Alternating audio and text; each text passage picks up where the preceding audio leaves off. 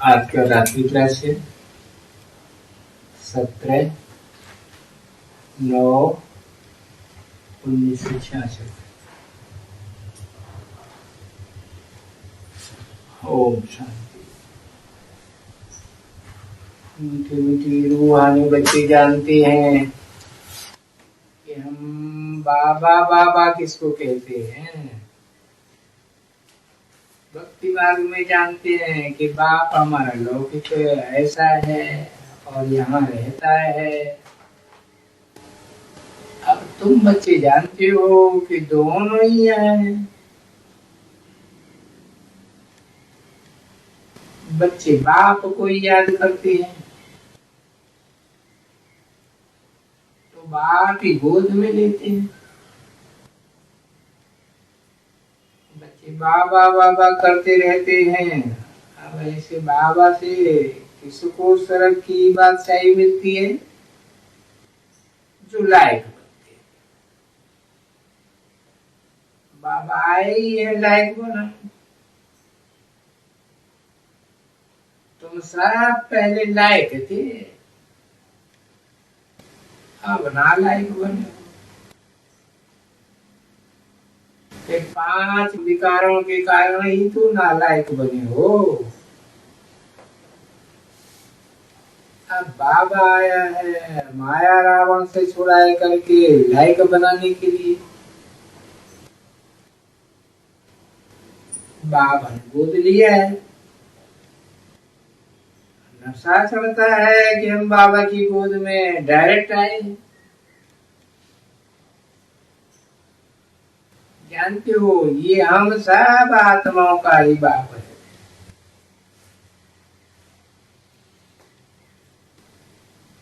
पूज्य पिता ब्रह्मा भी होकर के गए हैं।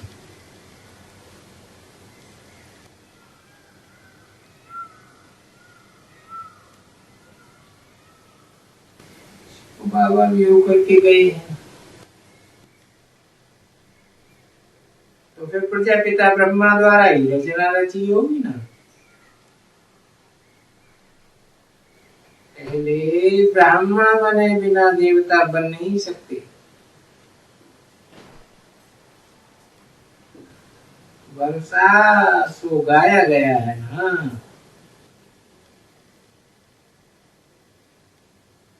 देवताई वर्षा खोते ही फिर बाप आकर के देते हैं। ब्रह्मा के शरीर में शिव बाबा आए तभी तो बच्चे बाबा बाबा कहे ना। शुद्ध देवता नहीं बन सकते डायरेक्ट जब तक पहले ब्राह्मण न बने। गाया भी जाता है कि प्रजापिता ब्रह्मा द्वारा ब्राह्मण बनते हैं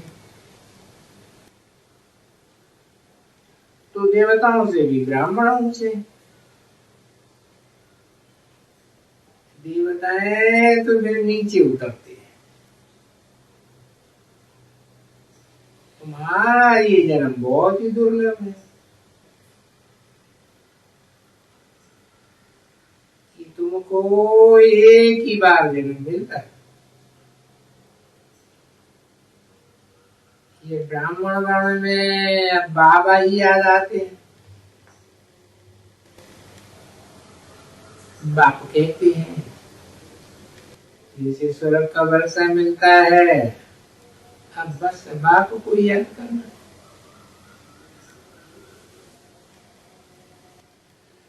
अपने को आत्मा समझे बाप को याद करो और पवित्र हो।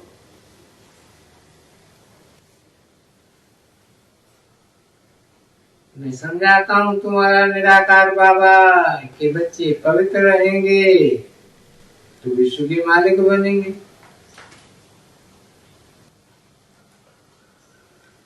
कई कहते पवित्र रहना तो मुश्किल है।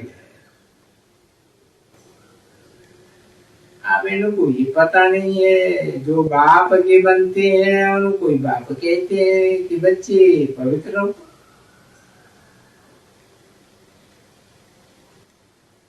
अगर समर्पण करते हैं कि हमको पवित्र रहना है, तो बाबा कहते हैं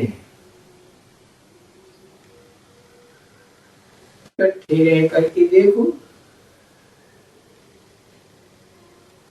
फिर देखना कि कितनी कमाई।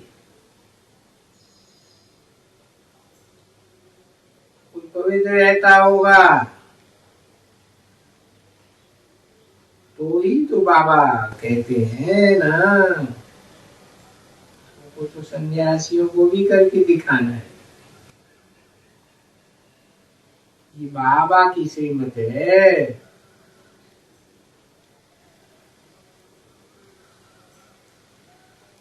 सब इकट्ठे रहते हैं, उनको पता है कि पवित्र रहने से हमें बाप से सुरक्षा वर्षा मिलना है। जो कहते हैं कि हम तो पवित्र नहीं रह सकते हैं, तो समझो उन्हें पूरा निश्चय नहीं है। अब सिर्फ एक जन्म पवित्र रहने से 21 जन्मों के लिए बाप वर्षा देते हैं, कि आधा कल्प की बात है, जो कि फिर भी कल्प कल्प की बात हो जाती है। अब खोया तो कल्प कल्प खोते ही रहेंगे। काम विकार ही सबसे बड़ा दुश्मन है। बाप कहते हैं कि आप प्रतिज्ञा करो, बाबा हम जरूर बाबा बनेंगे। हम प्रतिज्ञा करते हैं कि आपसे बादशाही जरूर लेंगे। अब तुम ही समझ सकते हो कि कितनी ऊंची प्राप्ति। बाप कहते हैं हम गोद में ही तब लेंगे जब बच्चे प्रतिज्ञा करेंगे कि बाबा हम अपवित्र दुनिया को पवित्र बनाने में पूरी मदद करेंगे, अर्थात पवित्र बनेंगे। अगर पतित रहेंगे तो फिर द्वापर में ही आवेंगे। अपवित्र पवित्र के आगे भरी होते हैं। अब सारा मदार है पढ़ाई पर। मैं तुमको स्वर्ग का मालिक बनाता हूँ। अब मेरी सिर्फ एक बात मानो कि पावन बनो।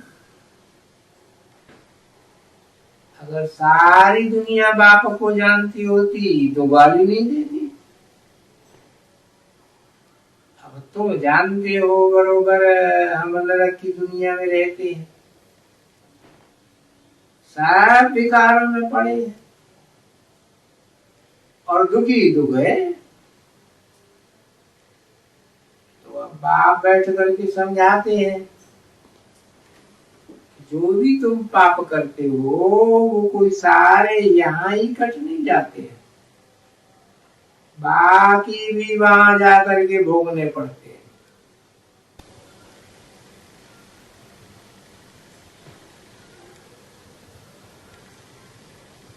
कहाँ कहाँ भोगने पड़ते हैं?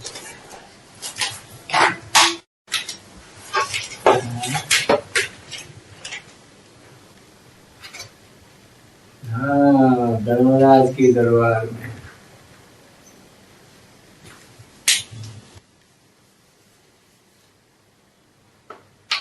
तो यहाँ काम कटारी चलाते हैं। फिर मैं धर्मराजपुरी में लोहे की कटारी से कटवाता हूँ। अब सब कहते हैं पतित पावन आओ, तो अब आया हूँ। तो बात ही नहीं मानते। लौकिक में भी बच्चा बाप की बातों पर न चले तो बाप कहता है इससे तो ना होता तो बड़ा। तो पागलों के बाप भी कहते हैं कि मेरा बन अगर मेरी श्रीमत पर नहीं चलते हो तो लानत है। नहीं पवित्र रह सकते हो तो जाओ गिरो गटर। अब बाप कहते हैं कि पहले सन्यासियों से कोई पूछता था तो वो नीति नीति कह देती थी, अगर अब तो अपने को ही की से वो हम कह देते हैं। कितना अर्थ के बदले अनर्थ कर दिया है। अब बाप तो है परम धाम का रहने वाला, तो उसको तो मनुष्य से भी बढ़ करके गालियां दे दी, फिर भी पुकारते उसको ही है। 7/9/1966 की रात्रि क्लास का दूसरा दिन। अब तुमको पता पड़ गया है कि पतित पावन कौन है। बाप ही आकर के स्वर्ग का वर्षा देते हैं। बाप कहते हैं तुमको आज से 5000 साल पहले मैंने स्वर्ग की बादशाही दी थी।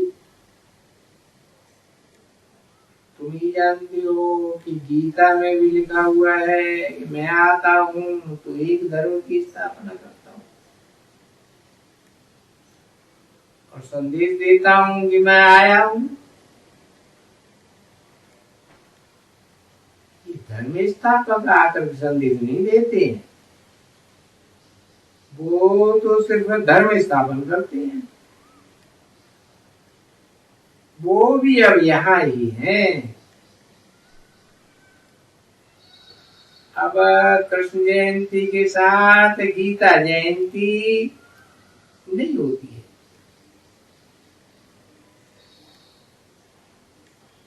कृष्ण भगवान कैसे भी नहीं हो सकता।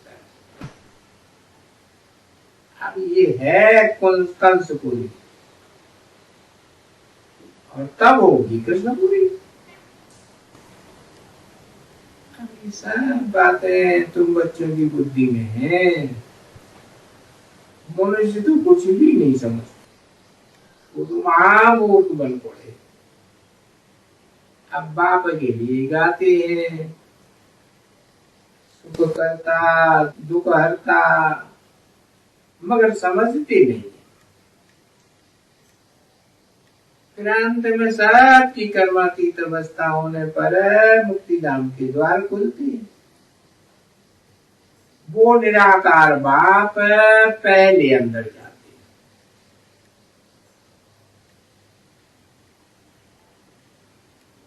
अब सारी सृष्टि को रचने वाला एक निराकार बाप है।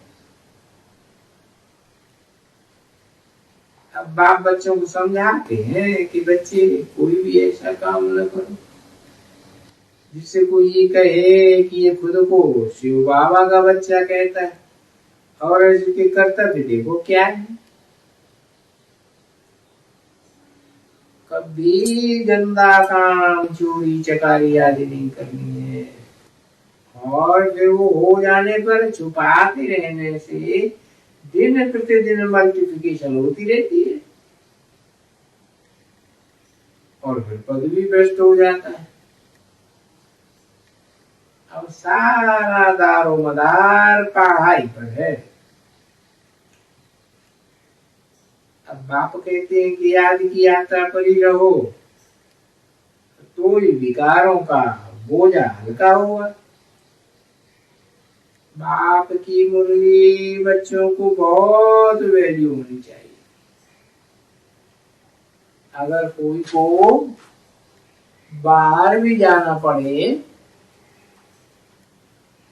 तो बाप कहते हैं कि बाप ने तो ऐसा ऐसा भी प्रबंध किया हुआ है कि उनको वहां पर भी मिल सकती है, सिर्फ निश्चय बुद्धि हो तो। बाप ऊंचे से ऊंचे बनाने आए हैं, ये भी सबसे बड़ी लॉटरी है। क्या सबसे बड़ी लॉटरी क्या? ऊंचे से ऊंचे बनाने आए हैं, तो ये भी बाप जो समझाते हैं। अब बाप समझाते हैं कि साथ पति कोई से भी दिल नहीं लगानी। जबकि मैं कहता हूँ विदेश है तो सबको भूलो, तो क्या जरूरत है दूसरे की देह को याद करने की। अब बाप से प्रतिज्ञा करो कि बाबा हम पवित्र बन 21 जन्मों का वर्षा आपसे क्यों नहीं लेंगे। बाबा पहला से पहले से ही बतला देते हैं कि अगर एक बार प्रतिज्ञा कर फिर मुंह काला करेंगे तो 100 गुनी सजा मिलेगी। अगर तुमको विकारों के लिए तंग भी करते हैं और अगर मार भी देते हैं तो भी बहुत अच्छा है।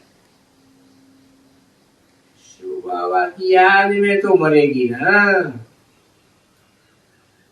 फिर जाकर अगर दूसरा जन्म भी लिया तो पतित तो नहीं बनेगी, नहीं बनेगी ना। बाबा के पास ऐसे कई केस है, शुरू से ही झगड़ा विकारों के लिए चला है। भारत इतना ऊंचा था और आज देखो क्या बन गया।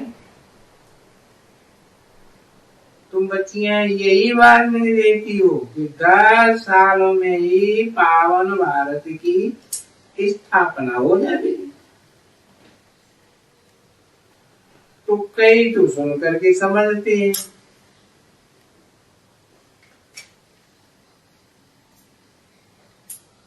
तो अब उनको कहो बाप का फरमान है कि पावन बनो, तो जरूर सपूत बच्चों ने बाप की बात मानी होगी ना।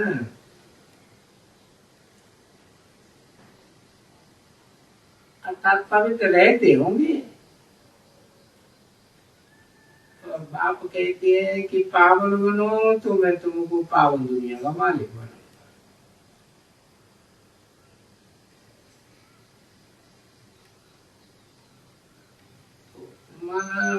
आत्माएं पावन बनी सो भारत पावन बना, और विनाश भी सामने है तो जल्दी पावन होना पड़ेगा। तो जो अपने घराने के लाल होंगे वो कहीं जाएंगे। अब देखो बाबा के पास भिखारी भी आते और यहाँ आकर भी सिगरेट पीते हैं, तो भी बाबा उनकी इतनी खातिरी करते हैं। क्यों? क्योंकि वो कहते हैं हम पवित्र नहीं रह सकते हैं। हाँ हाँ, धन जितना चाहिए सो ले लो।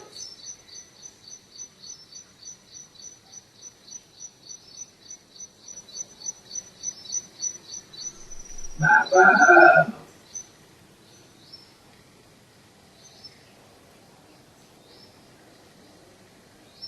कहते हैं, बाबा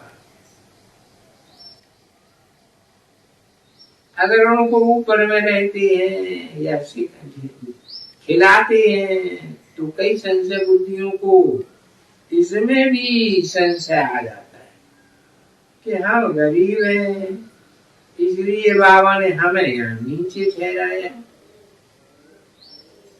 और वो अमीर है इसलिए उनको वहां ऊपर ठहराया। अब बाबा जाने गुड़ की गोथरी।